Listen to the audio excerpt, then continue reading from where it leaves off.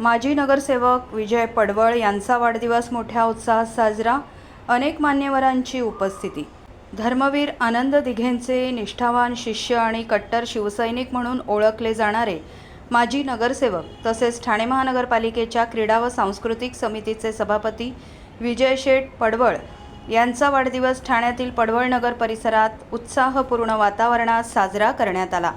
सामाजिक, शैक्षणिक व धार्मिक क्षेत्रात सक्रिय योगदान देणाऱ्या विजय शेठ पडवळ यांच्या वाढदिवसानिमित्त विविध मान्यवरांनी उपस्थित राहून त्यांना शुभेच्छा दिल्या. विजय शेठ पडवळ हे पडवळ नगर एज्युकेशन सोसायटीचे विद्यमान अध्यक्ष, ओम सन्मित्र गणेशोत्सव मंडळाचे अध्यक्ष तसेच जगद्गुरू संत तुकाराम महाराज सेवा मंडळाचे अध्यक्ष म्हणून कार्यरत आहेत.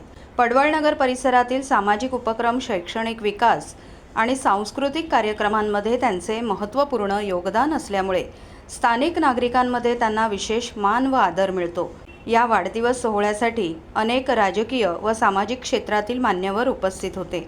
यावेळी माजी आमदार, शिवसेना उपनेते रवींद्र फाटक, महाराष्ट्र राज्य सचिव नगरसेवक राम रेपाळे, मनोज शिंदे, स्थानिक नगरसेवक दीपक वेतकर, अनिल भोर यांच्यासह विविध पदाधिकारी उपस्थित होते.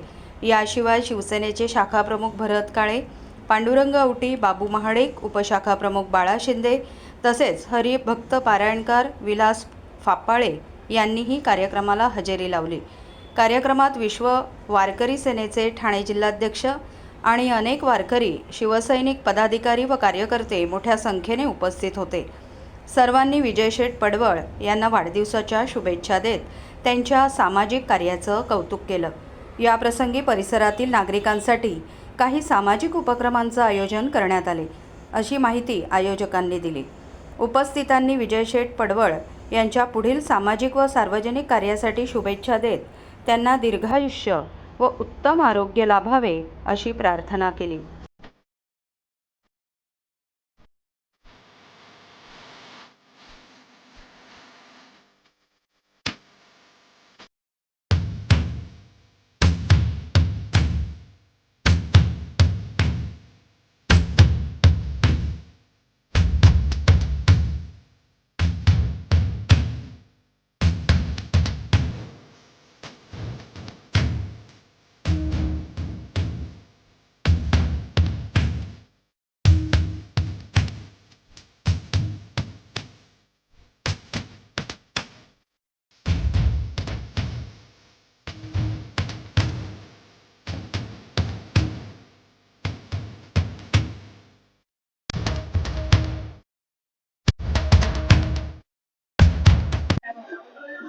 महाराष्ट्र राज्याचे उपमुख्यमंत्री एकनाथ शिंदे साहेब आज अधिवेशन चालू असल्यामुळे त्यांनी मेसेजद्वारे वाढदिवसाच्या शुभेच्छा दिल्या आहेत.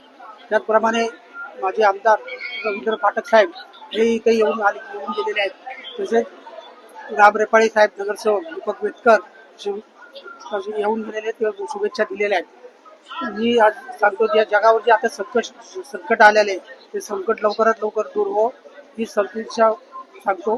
त्याचप्रमाणे आज पाहिलं असेल किती ते नागरिक येऊन भेटून गेले, शुभेच्छा देण्यासाठी आले होते.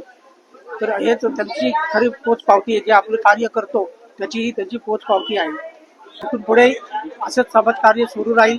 लोकांचा जो आपल्यावर विश्वास आहे त्या विश्वासावर आज त्यांनी इथे येऊन आपल्याला वाढदिवसाच्या शुभेच्छा दिल्या, हीच माझी पोच पावती आहे.